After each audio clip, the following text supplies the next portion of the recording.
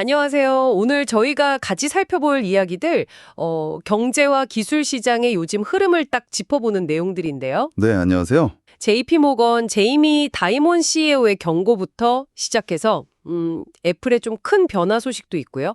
또 증시 상황, 오펙 플러스 결정, 그리고 개인 투자자들의 거래 방식 변화까지 네, 아주 흥미로운 주제들이 많죠. 정말 많습니다. 그래서 이 복잡한 정보들 속에서 당신께 꼭 필요한 핵심만 저희가 쏙쏙 뽑아드리겠습니다. 좋습니다. 그럼 바로 시작해 볼까요? 저희 목표는 이 정보들 속에서 중요한 의미 또 맥락을 찾아서 당신의 이해를 돕는 거니까요. 네. 그럼 첫 번째로 제이미 다이몬 CEO 경고부터 볼까요? 정부랑 연준 지출 때문에 채권 시장에 좀 문제가 생길 수 있다. 이런 얘기죠. 네, 맞습니다. 근데 그 시점이 뭐 6개월 뒤일 수도 6년 뒤일 수도 있다. 이건 좀 너무 막연한 거 아닌가요? 아, 그게 오히려 핵심일 수 있어요. 그러니까 그만큼 불확실성이 크다는 걸 강조한 거죠. 아하, 시점보다는 그 가능성 자체를. 그렇죠. 특히 그 위기가 오기 전에 규제 당국이 좀 나서야 한다. 이런 주장도 했어요.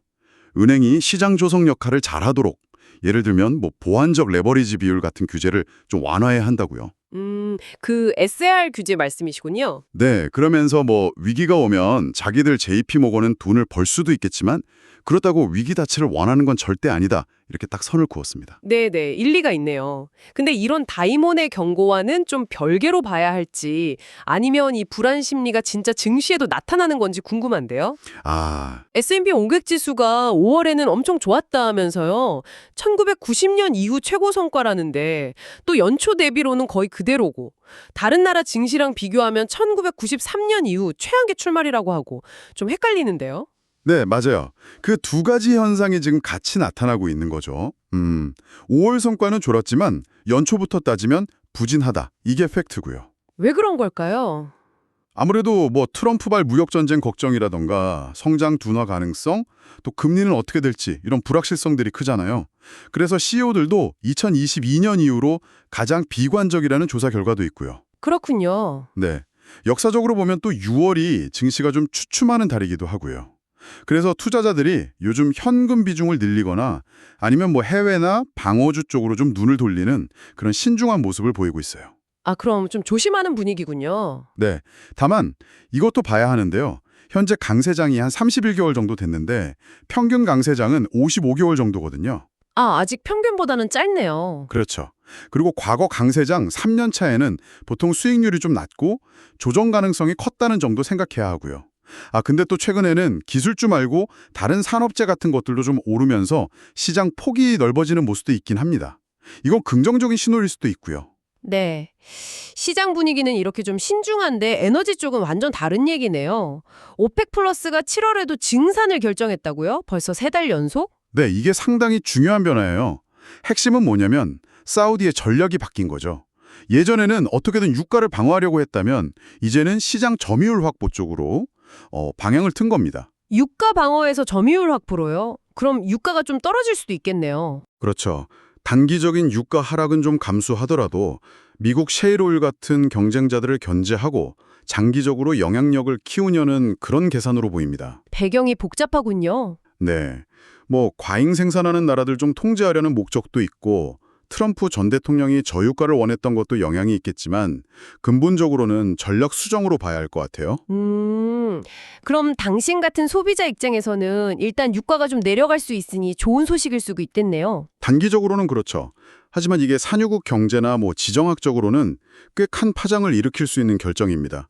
실제로 러시아 같은 일부 회원국들은 증산 속도가 너무 빠르다고 좀 불만을 보이기도 했고요. 그렇군요. 에너지 시장 변화도 흥미로운데 또 다른 쪽에서는 기술 분야, 애플 소식이 정말 뜨겁네요. 와, OS 이름을 iOS 18 이렇게 안 하고 iOS 26처럼 출시 연도 다음에 숫자를 붙인다니 이건 진짜 큰 변화인데요. 네, 저도 듣고 좀 놀랐습니다. 상당한 변화죠.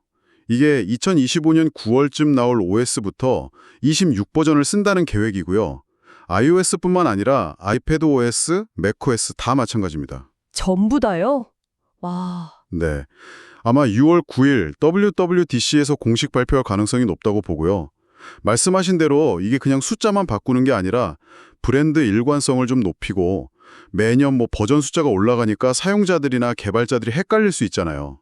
네, 그렇죠. 그런 혼란을 줄이려는 전략적인 판단으로 보입니다. 삼성이 갤럭시 S20으로 갔던 거나 마이크로소프트가 윈도우 95 이렇게 했던 거랑 좀 비슷한 면도 있는데 출시 연도가 아니라 다음해 연도를 쓴다는 게 좀 독특하죠. 아, 그러네요. 내년 연도를 쓰는 거군요. 그럼 기능 업데이트도 많다고요? 네, 같이 발표될 걸로 예상되는데 새로운 사용자 인터페이스 얘기도 있고요. 아이패드를 좀 더 맥처럼 쓸 수 있게 한다거나 AI 모듈 개방, 또 에어팟이나 시리로 실시간 번역하는 기능 같은 꽤 굵직한 업데이트들이 예고되고 있습니다. 와, 기대되는데요. 기술 혁신 얘기도 흥미로운데 저는 이 소식도 정말 놀랍더라고요. 개인 투자자들이 자동 거래 시스템, 그러니까 봇을 엄청 많이 쓴다고요. 네, 맞습니다. 이게 요즘 정말 두드러지는 현상이에요. 특히 만기가 하루도 안 남은 초단기 옵션 있잖아요. 아, 그 0DTE요. Zero Days to Expiration. 네, 맞아요. 0DTE 거래에서 확연히 나타나는데요. 시카고 옵션 거래소 CV 데이터를 보면요. 특정 시간대, 예를 들어 뉴욕 시간 오전 10시, 10시 15분, 11시 이럴 때 개인 투자자들 거래량이 확 늘어나는 패턴이 보여요. 특정 시간에요? 왜 그런 거죠? 많은 개인 투자자들이 그 시간에 딱 맞춰서 실행되도록 자동 거래 시스템, 그러니까 봇을 설정해놨기 때문인 거죠. 신기하네요. 근데 그러면 혹시 좀 위험하지 않을까요? 그렇게 예측 가능한 패턴이 보이면 뭐랄까 기관 투자자들이 그걸 이용할 수도 있지 않을까요? 정확히 그런 우려가 나오고 있습니다. 소규모 거래자들이 만들어내는 패턴을 좀 더 정교한 기관들이 이용할 수 있다는 거죠. 그럴 수 있겠네요. 근데 또 반론도 있어요.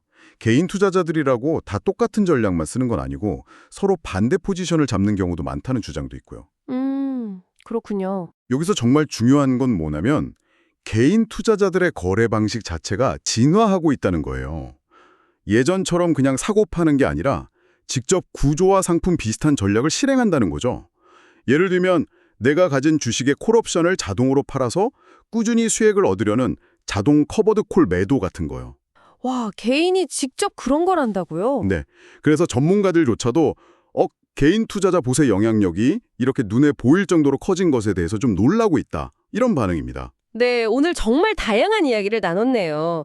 제이미 다이몬의 경고로 시작해서 불안정한 시장 심리, 또 오펙 플러스의 전략 변화, 애플의 큰 리브랜딩 계획, 그리고 마지막으로 개인 투자자들의 자동 거래 확산까지.